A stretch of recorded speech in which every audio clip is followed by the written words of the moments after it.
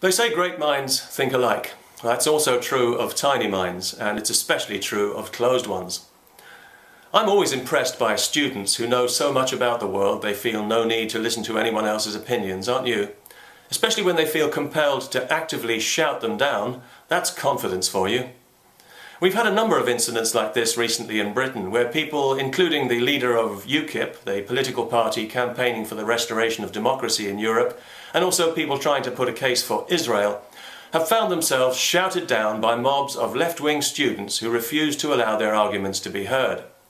And there seems to be a growing acceptance of this kind of behaviour in society as a whole, because nobody ever seems particularly outraged when it happens, as long as it's happening to the right sort of people, that is, those who don't share the current so-called progressive consensus.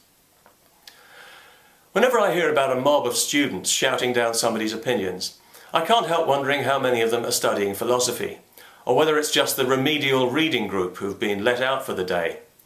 If some of you geniuses spent as much time learning how to read and write properly as you do policing other people's opinions, then perhaps fewer of you would have the literacy level of an 11-year-old horse, judging by some of the examples I've seen.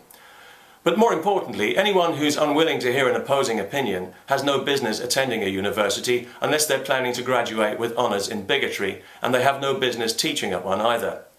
There's nothing liberal, intelligent, enlightened, civilised or progressive about shutting somebody up because you don't want other people to hear their opinions. Who are you to decide who should and shouldn't be heard? Who made you emperor? It's not only an incitement to public disorder, it's a form of assault and a violation of the civil rights of everyone around you. And anyway, if we deem some opinions unacceptable, where do we draw the line? And who draws it? You?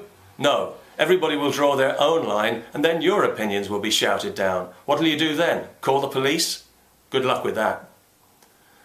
The more you try to shut people up, the louder they're going to shout, wouldn't you? So you must know that sooner or later you're going to have to start listening. And besides, it's your moral obligation. The free exchange of opinion and information is the very lifeblood of the society to which you owe everything you have. It's the oxygen that gives us clarity and strength. Restricting it is like closing down synapses in the collective brain.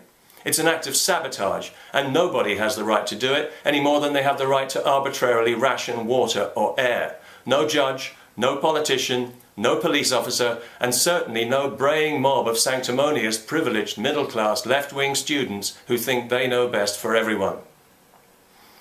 Years from now, when you finally grow up, you'll be embarrassed by the people you are today. You'll edit your own history so that you won't be the intolerant, know-nothing dickhead you actually are. But we already know who you are. You've made it very clear, and you've shown just how low you're prepared to stoop. Very, very low indeed.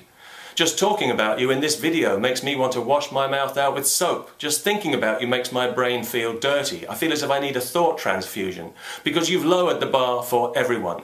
You've trampled on the rules of civilized discourse and legitimized mob rule, effectively.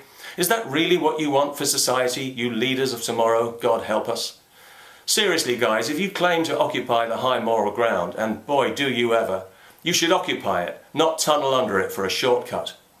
Immune to evidence, immune to facts, and blind to anyone else's rights and liberties, you don't seem to realise that your dopey opinions are just opinions like everyone else's. They're not morally superior, and they don't give you the right of veto.